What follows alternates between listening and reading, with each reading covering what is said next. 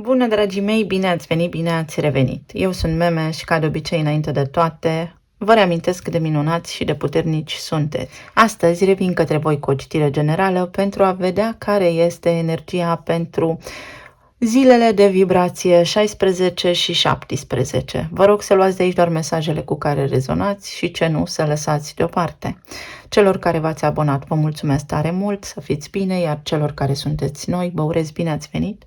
Și dacă doriți, dacă rezonați cu mesajele, vă puteți abona și puteți apăsa butonul de like, astfel încât algoritmul să priceapă că acest clip și acest tip de conținut vă poate ajuta. Și voiam să fac niște mențiuni care au legătură cu niște clipuri anterioare unde am arătat niște cărți.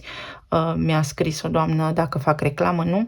Nu fac reclamă, le cumpăr pe banii mei, iar conținutul acestui canal, modalitatea în care eu lucrez, are ca scop și ca sens să ajute.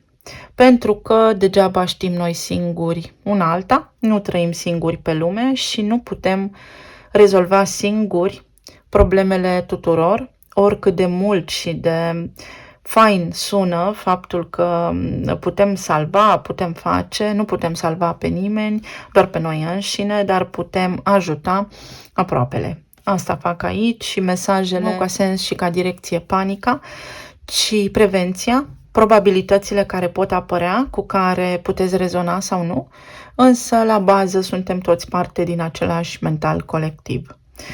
Să pornim așadar la treabă. Vorbim despre vibrația numărului 16 și 17 și în tarot avem turnul și steaua, iar în Lenormand avem steaua și barza. Astfel încât acest weekend poate aduce niște schimbări semnificative pentru unii dintre voi, mai puțin semnificative pentru alții dintre voi, dar schimbarea sau surprizele pot apărea. Turnul intervine în viețile noastre atunci când noi nu avem puterea să producem niște schimbări foarte necesare și foarte utile, de fapt, pentru binele nostru suprem. Iar steaua este următoarea arcană care ne indică direcția. În ziua de vibrație 16 avem turnul și stelele din Lenormand sau steaua, iar în ziua de vibrație 17 avem steaua din tarot și barza. Steaua din tarot ne arată drumul și direcția pe care putem merge, destinația noastră finală, sensul vieții noastre, iar barza ne arată faptul că suntem într-o călătorie, că viața este o perpetuă călătorie. În această viață, de fapt, este vorba despre destinația noastră și modalitatea prin care ajungem acolo. La un nivel foarte pământean, așa, pot apărea schimbări care au legătură cu destinația voastră în cazul în care aveți niște călătorii planificate sau niște planuri pot fi deturnate de schimbări neașteptate în acest weekend, fie întâlniri pe care le aveați planificate cu cineva anume, fie voiați să aflați niște răspunsuri care pot întârzia să apară, fie niște gânduri, niște planuri pe care le aveați, se pot schimba în sensul că aveați voi un plan bine pus la punct, cu niște pași de execuție, dar trebuie să faceți ajustări pe măsură ce au loc evenimente în viața voastră. Toate acestea la un loc, cumulate, ne dau un weekend ușor agitat, dar vestea bună este că până la urma urmei ne liniștim, adică înțelegem niște lucruri la un nivel foarte profund. Uite, este vorba despre acceptare, așa cum a fost și la vibrația 15, să avem puterea să acceptăm lucrurile pe care nu le putem schimba și înțelepciunea să ne ocupăm de lucrurile pe care le putem face acum pentru a putea avea în viitorul nostru mult mai multă liniște și armonie. Să vedem mai departe ce se mai poate petrece. Turnul vine cu finalitate, dar nu cu fatalitate. Uite, cu pauză. Trebuie să ieșim din niște situații sau dacă ne este amânată o călătorie, este pentru că nu trebuia să fim acolo. De fapt, este un lucru foarte bun în acest moment faptul că nu ajungem la o destinație, pentru că se produc niște schimbări aici sau schimbările acestea care pot interveni au de fapt rol de protecție asupra noastră. Pauză.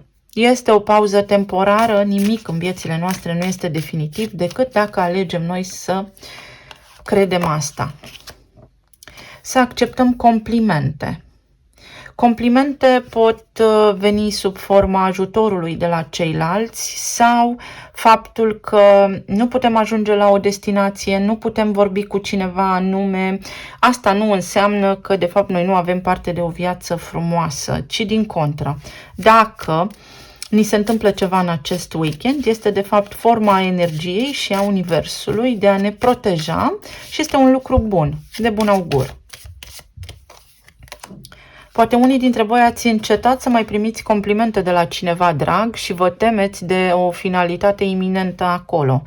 Nu m-aș grăbi să mă duc către acea direcție pentru că este ceva de moment, este o stare de moment, să ne reamintim că tranzitele în desfășurare sunt destul de agitate, ba chiar mai mult decât atât. Aș îndrăzni să spun că din februarie până prin mai așa, ba chiar iunie, unii dintre noi vom trece printr-un fel de vârtej emoțional cu precădere vărsătorii, peștii, berbecii, taurii și gemenii, pentru că toate tranzitele se vor petrece în aceste semne și după cum bine vedeți, planetele sunt în tandem, se mișcă, două câte trei, energia este foarte concentrată pe aceste arhetipuri. Și asta înseamnă că trebuie cumva să ne detașăm de programele vechi pe care le avem, să ne înțelegem mai bine pe noi înșine, să acționăm după propriul nostru plac, dar în conformitate cu legile universale, cu binele și cu discernământul nostru pe care ar trebui să-l avem, să fim conștienți de ceea ce avem și să ne ridicăm stima de sine, pentru că va fi foarte important ceea ce gândim în această perioadă.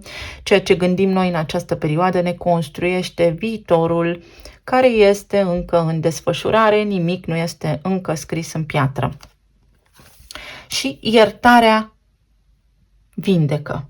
Sau să trecem peste aceste provocări. S-a încheiat ceva, nu mi-a ieșit ceva, nu am reușit ceva. Bun, las deoparte, nu rămân agățat, nu rămân supărat, pentru că tristețea, supărarea respectivă nu va face decât să mă țină foarte mult într-o energie joasă, care de fapt îmi produce neplăcere, nici de cum o stare de fericire.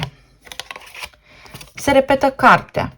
O situație temporară, vedeți, poate la locul de muncă, cu șeful, cu șefa, cu niște autorități, poate voi în calitate de autoritate în viața cuiva, în cuplul pe care îl aveți, vis-a-vis de părinții voștri, vis-a-vis de copiii voștri sau în relația cu ai voștri părinți. Poate voi sunteți șef sau șefă undeva și aveți ceva provocări cu angajații.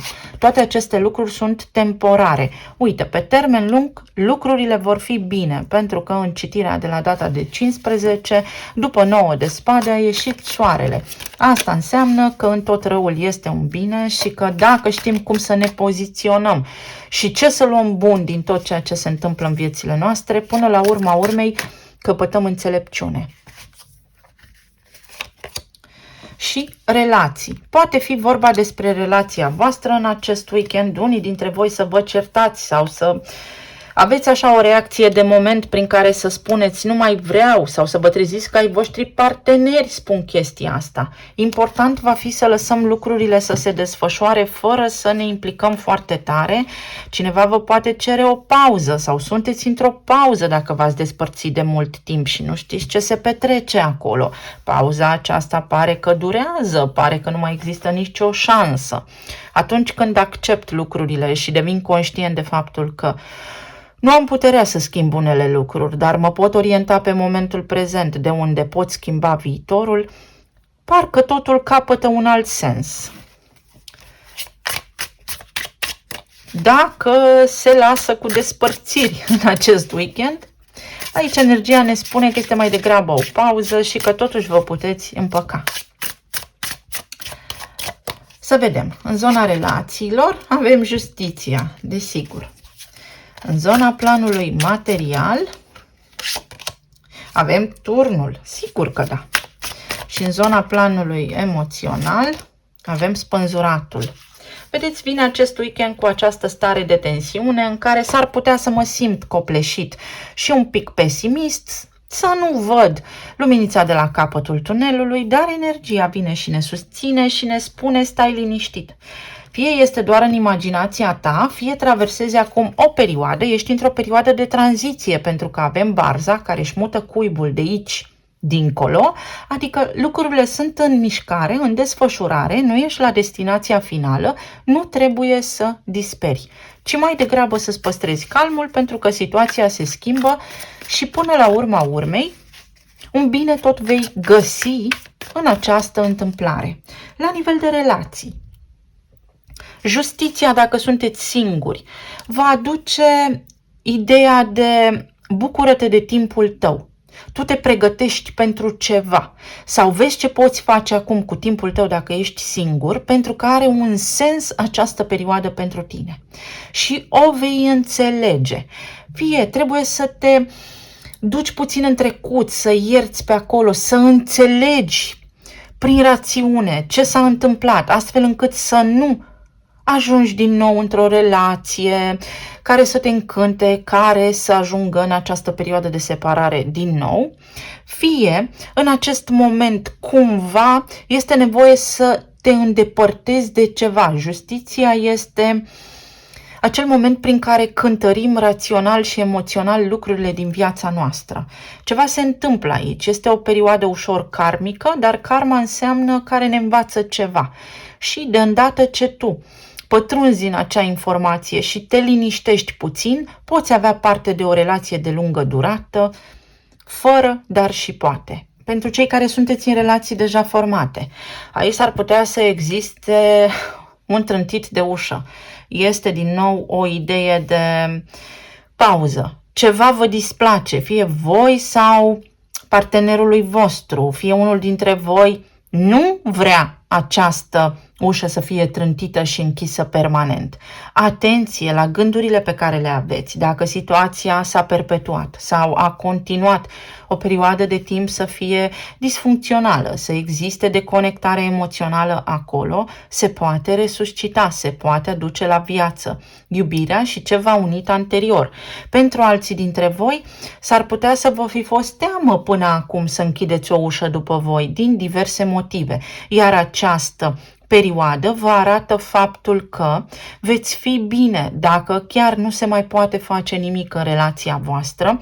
Voi nu ați ajuns de fapt la destinație. Există în continuare un om, un suflet pereche pentru voi, alături de care să fiți în această viață. Un divorț nu înseamnă că nu există viață după.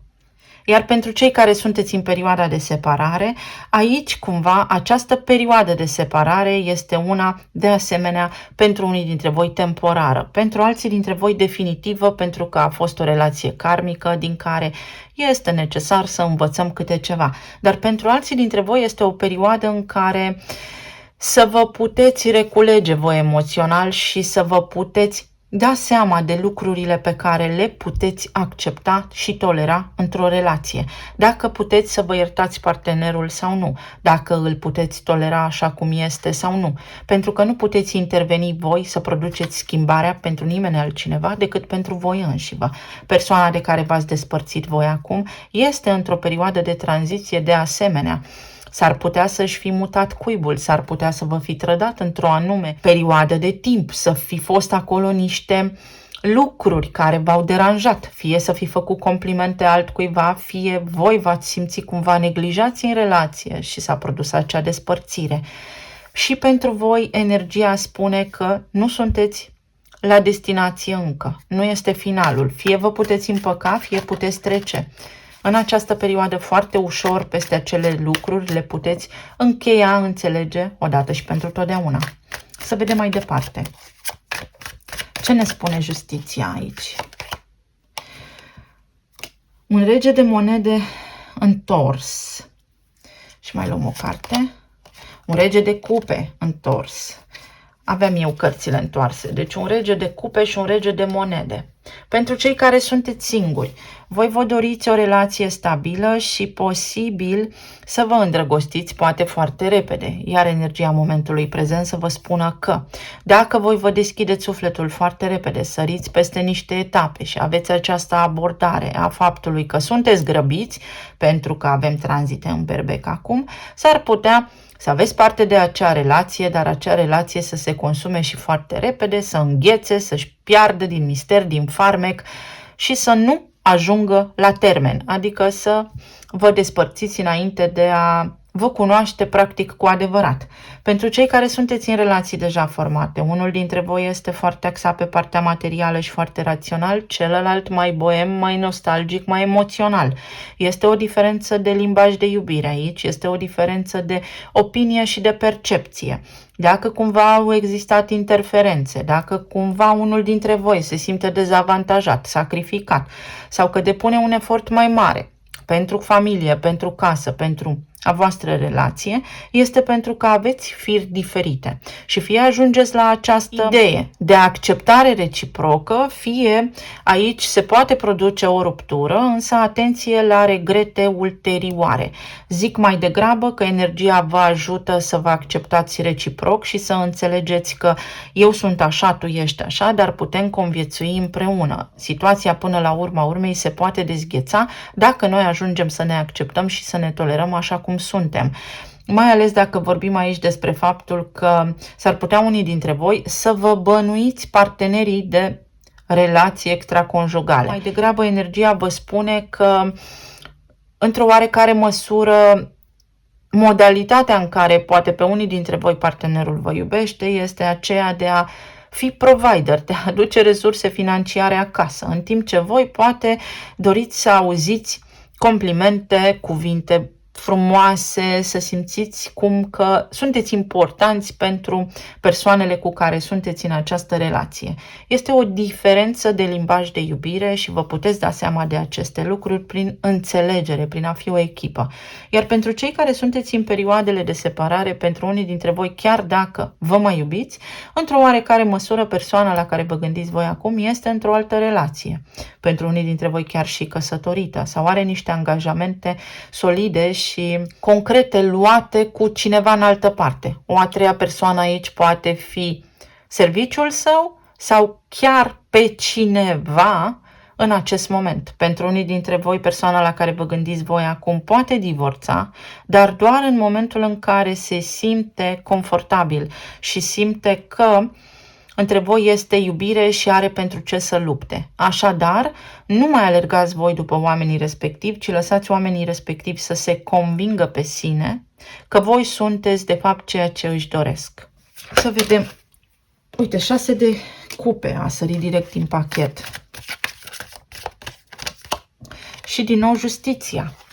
Clar și răspicat, fără dubiu, vorbește energia astăzi. Pentru cei care sunteți singuri, puteți avea parte de o relație, fie cu cineva din trecutul vostru care v-a mai plăcut sau din copilărie, fie este timpul să vă reevaluați voi copilul interior pentru că aveți niște răni care vă fac să vă deschideți foarte repede, să căutați validarea și atenția de la oamenii cu care intrați într-o relație și cumva este prea mult.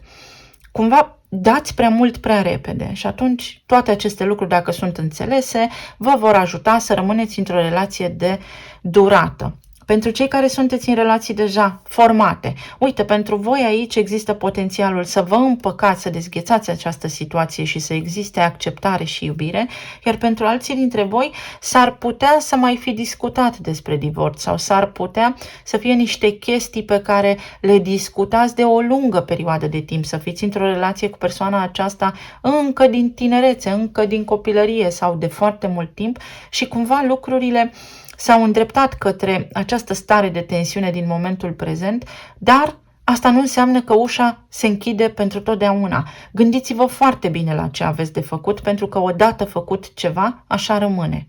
Iar pentru cei care sunteți în perioada de separare, și voi și omul de care v-ați separat, traversați situații karmice din care este important să învățați ceva. Aici, prin 6 de cupe, vorbim despre o potențială împăcare. Există și o condiție, dacă și numai dacă vă iertați reciproc, pe semne că persoana la care vă gândiți voi consideră, sub o formă sau alta, că și voi ați greșit cumva. Să vedem ce mesaje mai putem extrage. Avem prieteni. Vă pot ajuta niște prieteni să deslușiți misterul sau puteți rămâne prieteni unii dintre voi. Să vedem ce mesaje mai avem în relații. Greșeli.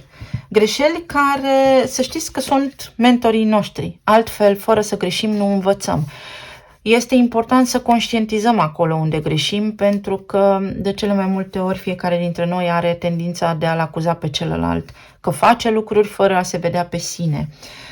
Pentru unii dintre voi, dacă sunteți în relații unde sunteți o victimă și există abuz, fără dar și poate, acesta este un moment în care puteți închide ușa liniștiți în urma voastră pentru a vă îndrepta către o altă viață. Pentru cei care sunteți singuri, să vă dați seama de trecutul vostru, să vă înțelegeți pe voi înșivă și de ce vă deschideți foarte tare către o nouă relație sau de ce vă apasă ideea de a avea o relație foarte repede, pentru că aici este o lecție karmică, dar pe care o puteți înțelege foarte repede și foarte concret. Iar pentru cei care sunteți în perioada de separare, exact cum am precizat anterior, este important să vă dați seama și voi și partenerul vostru de lucrurile pe care le-ați făcut și care este cauza care a dus la despărțirea voastră, pentru că amândoi sunteți implicați în acel deznodământ. Și aici vorbim despre a fi gol pe dinăuntru sau despre lucruri care poate au fost superficiale.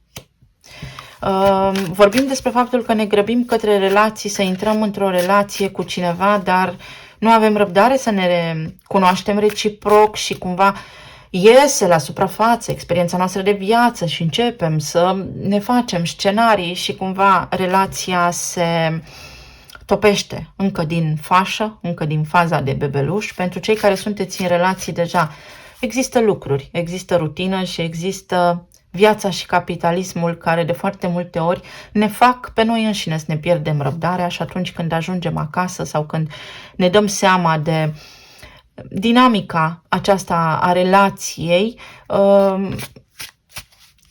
ne descărcăm sufletul alături de partenerul nostru, dar fără ca partenerul nostru să aibă neapărat vreo vină sau să fie responsabil pentru ceea ce simțim noi. Și cu cât înțelegem aceste lucruri mai repede, cu atât mai ușor ne este. Iar pentru cei care sunteți în perioada de separare, nu vă grăbiți. Lăsați lucrurile să curgă de la sine și încercați să vedeți cumva motivele pentru care v-ați despărțit, pentru că au fost unele superficiale și este nevoie de maturitate aici. Și distracție, să vă schimbați modul în care gândiți dacă sunteți singuri, să vă bucurați mai mult de viață, să fiți mai optimiști. Pentru cei care sunteți în perioadele de separare, există această amânare, există această pauză a lipsei de comunicare pentru ceva anume. Este un sens în toată povestea aceasta. Nu ați ajuns la destinație. Nu este neapărat final, capăt de drum. Nu ați ajuns în gara voastră, ci mai degrabă sunteți într-o stație intermediară, sunteți pe drum. Se poate schimba ceva, dar trebuie să schimbați și voi ceva la voi și oamenii respectivi ceva la sine. În zona planului material, turnul, ceva nu vă convine. Este lesne de înțeles la ce se întâmplă în lume, dar asta nu înseamnă că nu vă puteți descurca. Saturație la locul de muncă, nu-mi convine serviciul, lucrez aici de foarte mult timp și nu sunt validat, nu sunt meritele recunoscute. Vreau să plec de aici. Nu vă grăbiți, luați-vă o pauză în care să faceți lucruri. Fie un concediu, fie câteva zile libere, fie timp de gândire. Pur și simplu timp de gândire. 8 de cupe. pentru că acest timp de gândire vă va ajuta pe voi să mergeți către ceea ce vă doriți sau să înțelegeți ceea ce vă doriți. Să înțelegeți dacă totuși acest loc de muncă este unul stabil și vă ajută sau, uite judecata, să reveniți asupra acestui loc de muncă sau asupra ideii de a pleca de aici. În tot cazul, un parteneriat, un contract de lungă durată pe perioadă nedeterminată este aici pentru voi. Trebuie doar să acceptați o situație. Știu, vă înțeleg. Din nou apare turnul. Vreau să plec, vreau să plec. Sau ceva se întâmplă aici. Poate unii dintre voi ați experimentat vreo pierdere financiară recent sau simțiți că nu vă descurcați cu banii. Este leitmotivul secolului 21 în care capitalismul se ocupă de aceste lucruri. Încercați să nu vă mai concentrați pe faptul că sunt prețurile mari, pentru că noi împreună construim ideea de preț mare. Încercați să vă construiți puțin viața diferit. Încercați să vă bucurați totuși de puținul pe care îl aveți, pentru că puteți avea parte de mai mult.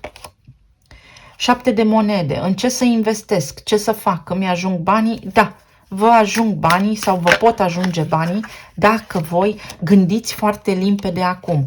Energia momentului prezent vă spune: nu luați nicio hotărâre drastică și finală în acest weekend, ci mai degrabă analizați foarte bine situația. Dați-vă timp de gândire.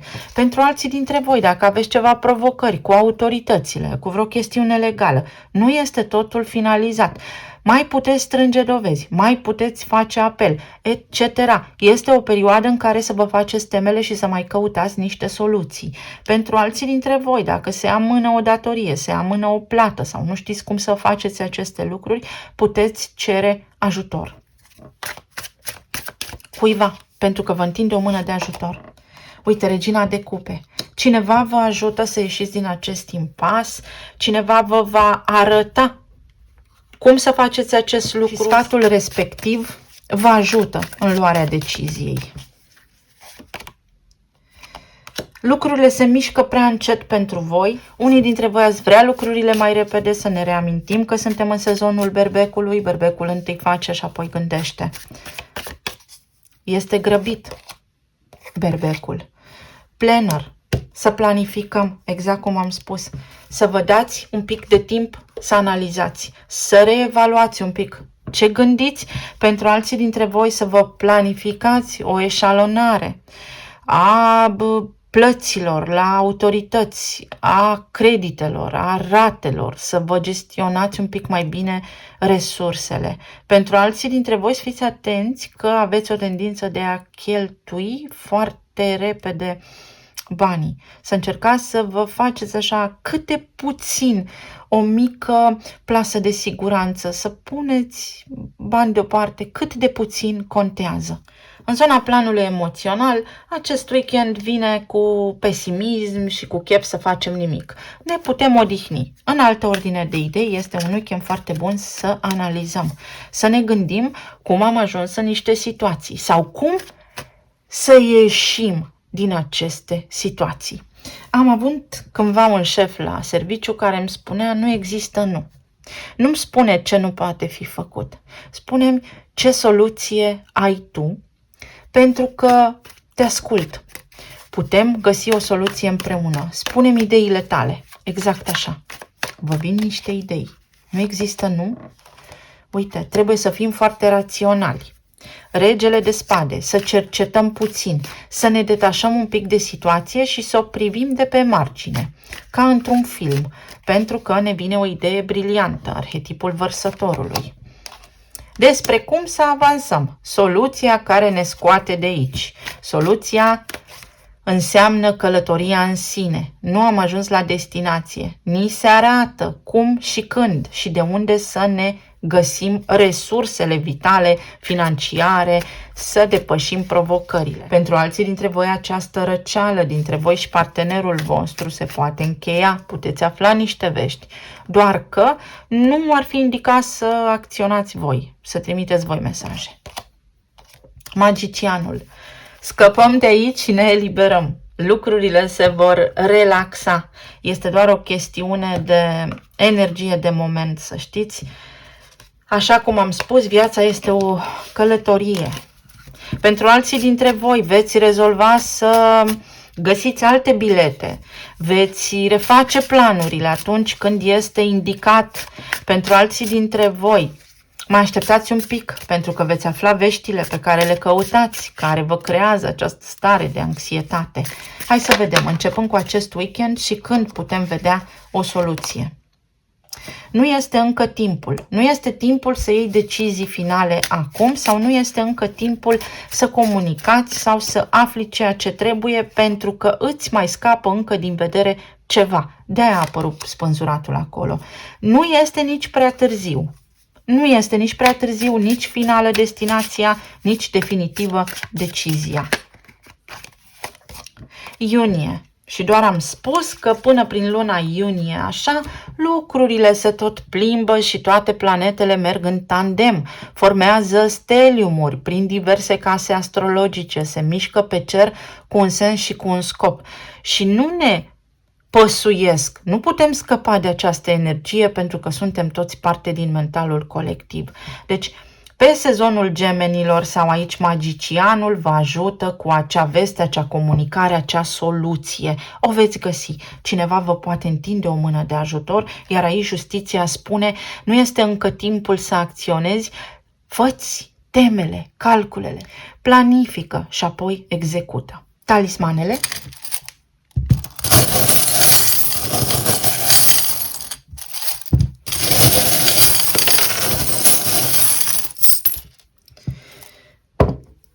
Uite, trebuie tăiat un rău de la rădăcină și aici avem profesorul. Să o iau de la început sau să învăț din asta, să învăț să măsor, să fiu cumpătat, să fiu matur, să iau lucrurile pas cu pas. O iau din aproape în aproape și văd ce pot face. Asta este energia în acest weekend. Aici avem luna. Temerile noastre, mă simt cumva amenințat, mă simt cumva prins în acest loc sau simt că nu am nicio soluție și risc să spun tot fără să gândesc, risc să trântesc ușa în urma mea, risc să iau decizii din care nu mă mai pot întoarce. Iar energia acestui weekend ne spune calm și planifică, gândește-te de 2 ori înainte.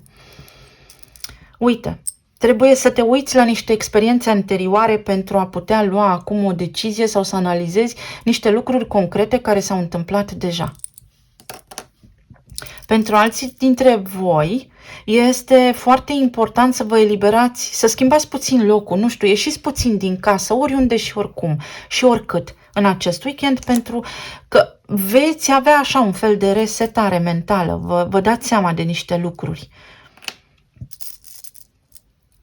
Vă dați seama cum să acționați, ce să faceți, către ce să vă îndreptați. Și uite, sunteți binecuvântați, veți găsi soluții. Voi singuri, cu ajutorul cuiva dacă cereți ajutorul și vă veți bucura. Uite, veți reuși, da, să faceți cu mâna voastră ceva ce vă doriți. Pentru alții dintre voi situația este mult mai ușoară decât vă imaginați. La nivel de sănătate, aici atenție la plămâni, atenție la gât, atenție la răgușeală, la laringită. Bună, eu sunt problema. Veți simți așa că totul vă copleșește în jurul vostru, probabil pe unii dintre voi, însă mai aveți ceva de făcut. Nu vă dați bătuți, nu abandonați, nu capitulați.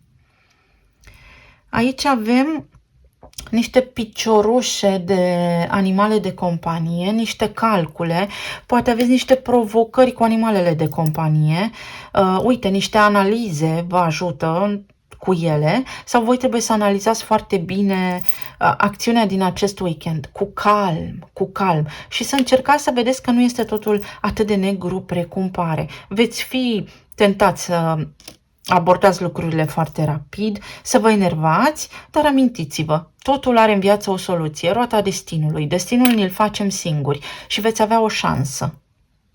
O șansă să vă bucurați, o șansă să schimbați lucrurile,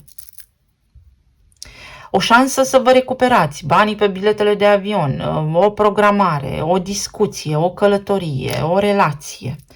Se învârte roata și nu este nimic definitiv încă. Pentru unii dintre voi, atenție pe unde puneți piciorul.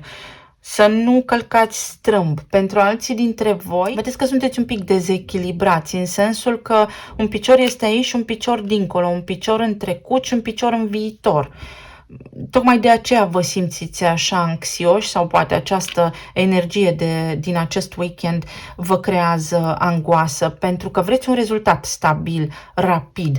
Dar berbecul știe un lucru, că el reușește și deschide ușa. Berbecul nu închide ușa, berbecul deschide ușile pentru toți, inițiază. Asta înseamnă că în acest weekend nu inițiem, în acest weekend planificăm. Avem inițialele P, Q, H, T, P, din nou, C, P din nou și Y. O fântână.